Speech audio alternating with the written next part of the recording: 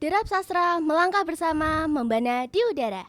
Halo semuanya, kenalin aku Freya, salah satu podcaster di Derap Podcast SMA Negeri 1 Pati. Nah, teman-teman, hari ini kita kedatangan tamu yang spesial banget nih. Salah satu ketua unit kegiatan siswa di SMA Negeri 1 Pati yang pastinya cantik dan keren banget.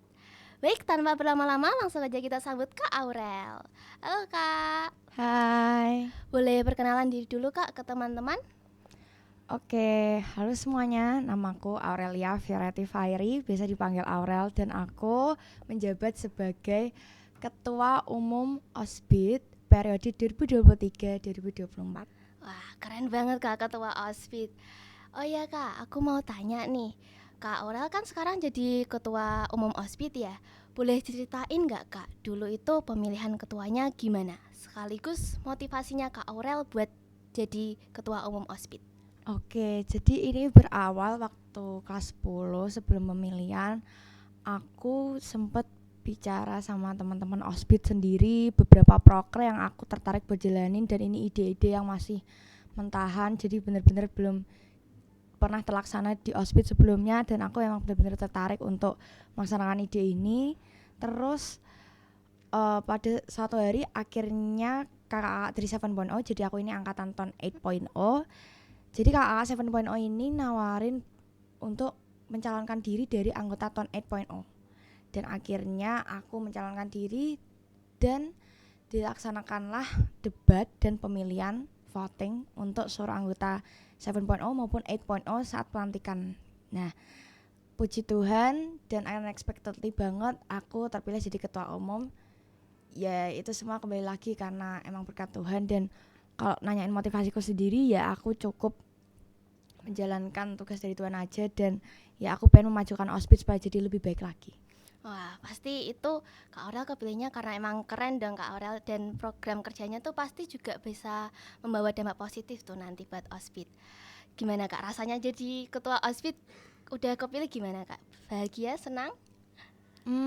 Ya sebenarnya waktu kepilih itu benar-benar unexpected, jadi aku benar-benar kaget, kayak shock berat.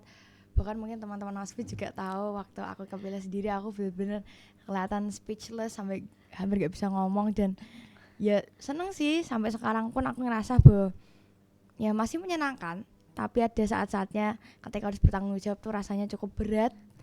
Tapi tetap aku melakukan semuanya atas dasar aku percaya kalau ya ini amanat dari Tuhan, jadi ya aku laksanakan sebaik mungkin. Jadi walaupun berat, ya aku laksanain aja dengan hati senang gitu. Wah, keren banget Kak. Boleh tahu nggak Kak, dulu sebelum Kak Aurel jadi calon ketua umum OSBIT, ada pengalaman-pengalaman nggak Kak sebelumnya? Oke, jadi sebelum aku mencalonkan diri jadi ketua umum OSBIT dan akhirnya terpilih itu, aku sempat menjadi bendahara 2 OSIS periode tahun 2022 dan 2023. Kemudian sempat juga menjadi tim IT KIR di periode yang sama juga. Dan aku juga sempat jadi ketua kelas waktu kelas 10 dulu. Wah, keren banget. Ya mungkin itu seputar pengalaman organisasiku waktu kelas 10 sih. Wah, keren banget Kak. Itu banyak banget ya yang Kak Aurel dulu ikutin. Oh iya Kak, tadi kan Kak Aurel bilang sebelum jadi ketua OSBIT itu ada program kerja nih yang Kak Aurel rancangin. Boleh tahu nggak Kak program kerjanya itu apa aja? Oke, jadi program kerja dari aku sih sebenarnya banyak dan baru-baru semua. Untuk semester 1 aku ada program pertama kita bahas yang semester 1 dulu ya, kita materi semester. Jadi untuk semester 1 aku ada program kerja bulan bahasa yang bulan ini kan, bulan Oktober kan, dan sedang terlaksana. Jadi kita belum tahu hasilnya bakal bagus atau enggak, tapi semoga aja bagus, dan saat ini sedang terlaksana. Dan bulan bahasa ini ada yang internal dan eksternal. Internal itu untuk seluruh anggota calon tahun 9.0 OSBIT, dan yang eksternal nanti akan dilaksanakan untuk seluruh siswa SMA Negeri 1 Pati. Nah, kemudian yang udah terlaksana nih, ada juga program Tech Talk yang dilaksanakan atas dasar untuk sharing-sharing nih dengan alumni dari OSBIT yang udah berpengalaman, sekarang udah kuliah, dan ada yang beberapa yang udah kerja juga.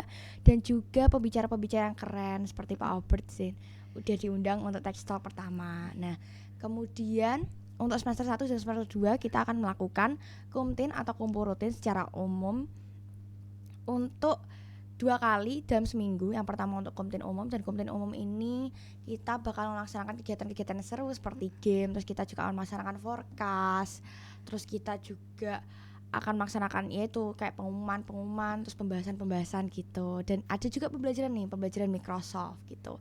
Nah, kemudian yang kedua itu Komtin jurusan. Komtin jurusan itu dilaksanakan untuk masing-masing jurusan. Jadi tiap jurusan kan beda-beda pembelajarannya. Jadi kita laksanakan seminggu sekali untuk menambah ilmu lah sesuai jurusan masing-masing. Nah, untuk semester 1 dan semester 2 juga kita akan rutin membuat forecast. Jadi forecast itu adalah sebuah website yang dibuat oleh OSPID sendiri. Dan isinya itu adalah sebuah forum komunikasi untuk menyalurkan aspirasi, untuk menyalurkan opini, pendapat, dan masalah-masalah di OSPID yang nantinya akan kita bahas, kita carikan solusinya, dan kita mungkin kalau ada pendapat-pendapat bisa kita laksanakan sebagai program dan sebagainya. Itu adalah tujuan dari forecast ini. Dan forecast ini adalah sebuah prototipe dari OSPID yang kita ajukan juga ke OSIS. Jadi OSIS itu nanti ada rencana untuk membuat forum aspirasi untuk OSIS dan MPK, kerjasama jadi OSIS dan MPK dan OSPID. Dan sistemnya itu sama. Jadi kan forecast ini adalah suatu forum yang unik karena dia tuh bersifat anonim, dan sampai sekarang sepertinya di SMA 1 tuh belum ada, atau kalau ada pun masih agak jarang ya. Jadi ya ini bisa dibuat di OSIS, nanti bisa dibuat untuk Manfest. Ya kan Manfest kita ada IG akun Manfest sendiri kan. Dan sebelumnya kan kita masih pakai DM nih. Sistemnya kan belum 100% anonim. Kalau pakai forecast itu kita udah 100% anonim. Kenapa? Karena kita tidak butuh login, kita juga gak butuh data diri dan sebagainya. Jadi kita benar-benar bisa langsung kirim manifest atau isi pesan aspirasi dan sebagainya aja gitu kan. Nah, kemudian untuk semester 2 sendiri nanti kita ada program kerja sidang karya. Jadi sidang karya itu adalah sebuah program kerja di mana nanti kita akan melaksanakan seperti sidang skripsinya mahasiswa tuh untuk calon anggota 9.0 di OSPID. Dan tujuannya apa? Tujuannya untuk kita mengetes nih apakah calon anggota 9.0 ini udah siap belum untuk dilantik menjadi anggota 9.0 di OSPID sesungguhnya. Nah, untuk metodenya sendiri itu nanti kurang lebih mirip banget nih sama skripsi. Jadi kita ada produk, ada presentasi, dan juga nanti kita bakal ada seperti laporan begitu. Nah, untuk waktunya kita akan laksanakan di semester 2 di awal semester untuk pemberitahuannya, dan kita akan beri waktu 4 bulan lah kurang lebih untuk membuat produknya. Dan di bulan April atau Mei ini nanti sekitar itu kita akan laksanakan sidang karya, jadi akan ada waktu untuk presentasi begitu. Kemudian di semester 2 kita juga ada program pameran. Nah, pameran ini nantinya akan mengikuti kegiatan dari OSIS. Jadi OSIS kan tiap tahunnya punya kegiatan satu festival yang besar nih, kayak yang kalau tahun lalu kan tahun ini kan HUT RI ya.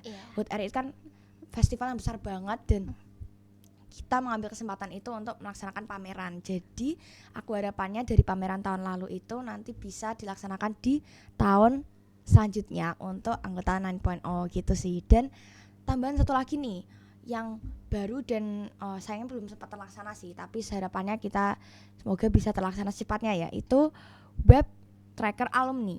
Nah, web tracker alumni ini apa? Web tracker alumni itu adalah sebuah website yang dibuat oleh OSPID, nanti bisa untuk memuat data-data dari alumni. Misalnya alumni dari OSPID udah sekarang posisinya udah kerja di mana atau sekarang kuliah di mana. Jadi kita tetap bisa in contact sama alumni lah. Tetap in touch. Iya, benar. Karena ya itu penting banget untuk kita tuh tetap berhubungan sama alumni, karena ya alumni kan emang mereka udah berpengalaman, udah kerja di bidang itu, jadi emang udah bener-bener ya udah pro banget lah. Jadi kita pengen nih sharing-sharing untuk ide-ide kayak pembelajaran dan sebagainya. Dan kalau misal ini bisa berjalan dengan baik, harapannya nanti kita bisa ajukan ke sekolah untuk jadi web tracker alumni SMA Negeri 1 Pati. Jadi lengkap. Amin, semoga bisa kelaksana ya Kak. Wah, menarik banget nih program kerjanya Kak Aurel, banyak banget ya Kak. Apalagi yang forum komunikasi tuh pastinya teman-teman juga bisa ngerasa nyaman nih kalau ada mau masukan atau ada permasalahan tuh sifatnya anonim ya Kak. Soalnya kan kadang ada siswa tuh Kak, kayak dia tuh takut namanya kesebar jadi takut diomongin gitu ya Kak istilahnya. Tapi berkat forum komunikasi ini kita bisa leluasa menyampaikan pendapat ya Kak. Oke, Kak Aurel selama menjadi ketua OSBIT ini sampai sekarang ya Kak, ada kesulitan nggak Kak? Ya, kesulitan, tantangan itu pasti ada sih. Nggak cuma di OSBIT, di semua organisasi dan di kehidupan pun mesti ada ya pada umumnya gitu kok. Ya, tapi kalau aku sendiri sih dalam menghadapi tantangan itu yang penting tetap semangat, jangan putus asa karena pasti ada jalannya, dan tantangan-tantangan itu kita kerjakan bareng-bareng ini. Dan kayak contoh tantangan ya, misalnya dalam usaha dana, seringnya kan kita kekurangan dana dalam untuk mencukupi semua kegiatan di OSBIT nih. Nah, solusinya gimana? Aku bentuk suatu kepanitiaan, dan kepanitiaan itu kita kerja bareng-bareng untuk mengumpulkan dana supaya dananya cukup. Bisa dari jualan, bisa dari sponsorship, sumbangan dan lain-lain. Jadi kita usahakan semuanya nih. Mau gimana pun kita pokoknya harus berusaha semampu mungkin supaya dananya ini tetap tercukupi, kayak gitu sih. Semoga bisa berjalan dengan lancar ya Kak. Amin amin. Oh ya Kak, tadi tuh ada yang buat aku penasaran Kak. Kak Aurel kan tadi nyebutin ada kumpul rutin yang jurusan nih Kak. Boleh di-spill nggak Kak? Jurusan-jurusan di OSBIT itu apa aja?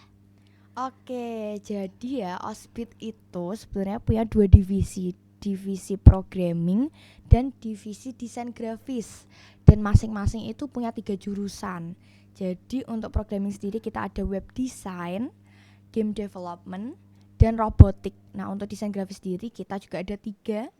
Yang pertama itu desain expert, terus ilustrasi dan videografi. Oh, banyak banget ya Kak. Yeah. Jadi kita juga bisa ngerasa leluasa nih kalau mau join sesuai bakat dan minat kita ya Kak. Yeah. Oh ya Kak, ini kan Kak Aurel sebagai ketua tuh otomatis pemimpin nih Kak. Ada nggak Kak saran buat kita semua yang misal nanti mau jadi pemimpin, entah itu di kelas ataupun di organisasi, ada saran nggak Kak biar jadi pemimpin yang baik? Oke, saranku sih langkah step pertamanya tuh kita harus jadi orang yang aktif. Kenapa? Karena kalau misal pemimpin tuh orang yang pasif, otomatis kayak organisasinya bakal hancur dong. Karena kita harus punya seseorang memimpin, dan pemimpin tuh pasti harus aktif gitu. Aktif berpendapat, aktif ikut kerja dan sebagainya. Pasti harus aktif. Intinya seperti itu. Itu kunci pertamanya. Dan dari aku sendiri, menurutku pemimpin tuh harus benar-benar anggota yang bertanggung jawab, dan ini adalah hal terpentingnya, karena pemimpin yang bertanggung jawab, mau dia sebagus apapun dalam memimpin, kalau dia tidak punya tanggung jawab, menurutku bakal fail sih. Buyar semuanya. Ya Kak, semuanya. Jadi ya saranku sih belajar ambil tanggung jawab dan aktiflah dalam hal sekecil apapun. Jangan pernah meremehkan tugas yang kecil, walaupun mungkin misal nih hanya dalam kerja kelompok aja, itu kan kecil ya sebenarnya. Tapi jangan meremehkan. Jadi aktiflah dan bertanggung jawab dan kerja kelompok itu, supaya itu bisa jadi pembelajaran tersendiri buat kita lah. Justru malah menurutku aneh nih kalau seseorang tuh mampu tapi malah dia kalau dalam hal sekecil itu dia meremehkan dan malah hasilnya gagal, itu malah justru aneh dong. Padahal dia mampu kan. Menyempelekan gitu ya Kak. Jadi harusnya bisa dong. Dan mulai dari hal yang terkecil kita upgrade terus ya. Ibaratnya kayak tangga, ada step-stepnya. Kita lanjutin dari hal paling kecil bisa kayak kerja kelompok, kita lanjutin misalnya ke ketua kelas, terus kita lanjutin baru ke organisasi dan sebagainya. Step-stepnya sih kayak gitu ya menurutku. Oke, Kak Aurel nih juga udah keren banget jadi pemimpin OSBIT, dan pastinya aku yakin Kak Aurel juga pemimpin yang bertanggung jawab. Teman-teman juga yang mau jadi pemimpin atau ketua bisa banget ikutin saran Kak Aurel nih. Oke, Kak Aurel kan sebagai ketua pasti juga banyak banget nih Kak kegiatannya. Gimana sih caranya Kak Aurel buat mengatur waktu antara tugas sekolah, tugas organisasi, dan juga waktu buat Kak Aurel sendiri? Oke, jadi menurutku sih aku emang banyak banget ya kegiatannya di organisasi dan di sekolah, dan cukup berat sebenarnya. Tapi kembali lagi menurutku tetap sih harus ada prioritas dalam menyusun time management itu. Kayak misalnya ya mau gimana pun, walaupun kita ngerasa kita udah balance, tapi gimana pun nggak bisa tetap bener-bener 50-50 tuh nggak mungkin sih. Paling nggak tuh ada yang 49,9999 dan yang satunya 50,00001 tuh pasti ada kan.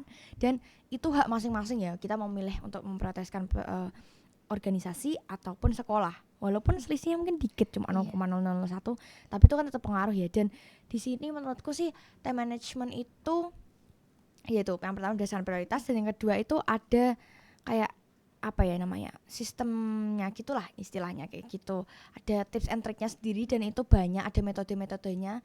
Bisa kan banyak yang kita temui di IG, di TikTok tuh ada banyak banget. Tapi kalau dari aku sendiri, time management buat aku yang paling efektif itu adalah dengan mencatat. Jadi tiap hari aku udah punya bayangan. Jadi bisa kita buat catatan itu dalam mental note atau dalam kayak ditulisin di kertas ataupun di HP, itu bisa. Kita buat catatan tiap hari itu kita mau ngapain sih. Pagi kita sekolah. Setelah itu kita habis sekolah kita mau ngapain? Kita mau les kah? Atau kita mau kerja kelompok dan sebagainya. Nah setelah itu kita mau ngapain lagi nih? Kita mau belajar. Belajar itu belajar apa? Kita atur waktunya, misal belajar matematika nih berapa jam gitu, belajar fisika berapa jam, jadi teratur lah kalau Detail begitu. gitu ya. Iya, kalau emang aku sebenarnya orangnya detail banget, jadi aku lebih suka time management yang dicatat supaya aku lebih bisa mengontrol sendiri lah gitu. Wah, makasih loh Kak tipsnya. Aku nanti Iya. juga sebetulnya tipe orang yang takut kalau nanti tabrakan tuh jadinya malah keteteran gitu Kak istilahnya. Nanti aku bakal coba yang dari Kak Aurel. Nah, Kak pernah nggak di Osbit itu ada waktu itu ya kayak berdiskusi gitu, ada yang beda pendapat terus dia tuh jadi kayak nggak mau ngelaksanain pendapatnya Kak? Pernah nggak Kak?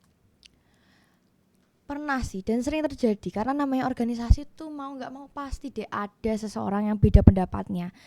Tapi kembali lagi ke konteks organisasi ya, namanya organisasi itu nggak bisa semua pendapat itu nggak bisa, pasti sulit banget untuk semua pendapat bisa disaring dan akhirnya bisa jadi diterapkan semua, tuh sulit banget ya. Pastinya ada, tetap harus orang yang mengalah, dan gimana pun kita harus jadi orang yang lapang dada kalau misal pendapat kita nggak Diterima dipakai ya, ya, karena kembali lagi organisasi itu untuk tujuan bersama. Mungkin ada orang yang punya pendapat yang emang idenya lebih bagus untuk kemajuan organisasi itu ya, jadi ya kembali lagi kita harus bisa menerima. Dan kalau itu bukan pendapat kita ya, kita harus bisa gimana ya istilahnya Kak, kayak membuat semua anggota itu bisa menerima satu pendapat yang udah dipilih ini, gitu sih menurutku. Oke. Oh iya Kak, aku mau tanya nih. Ini juga salah satu permasalahan yang aku dapat dan juga mungkin teman-teman sekalian sering dapat kalau waktu tugas sekolah gitu ya Kak, tabrakan sama jadwal organisasi. Itu gimana Kak? Kan dua-duanya tuh sama-sama penting Kak. Itu gimana menurut Kak Aurel? Ya kembali lagi sih, kalau menurutku emang benar-benar tabrakan dan udah gak ada jalan lain, kan pasti kita harus milih ya. Dan dalam milih itu ya kembali lagi kayak yang udah aku sebutin sebelumnya, kita harus punya prioritas ya.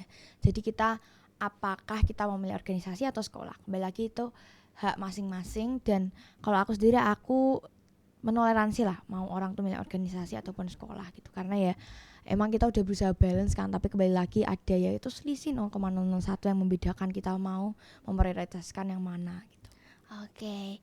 Terakhir Kak, untuk Osbit nih, Kak Aurel mau ada kata-kata atau saran gitu nggak Kak buat Osbit ke depannya?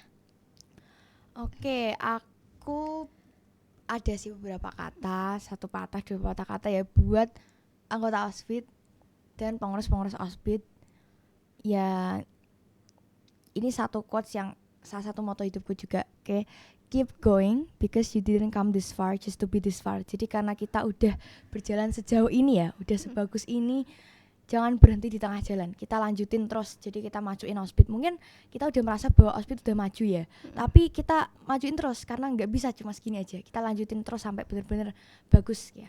Gak ada kata berhenti gitu ya Kak? Ya, jadi kita harus terus berkembang sampai sebaik mungkin, semaksimal mungkin. Jangan patah semangat, pantang menyerah terus buat majuin OSBIT. Oke, walaupun bakalan banyak rintangan nih ya pastinya, tapi semoga kita bisa melewati dengan lancar dan bisa mendapatkan hasil yang terbaik. Iya. Oke, dah nggak kerasa nih Kak, ini kita udah di penghujung acara nih. Wah sedih banget kita harus berpisah sama Kak Aurel hari ini. Ada kata-kata terakhir nggak Kak untuk teman-teman ataupun yang lain sedang menonton derap kita Kak?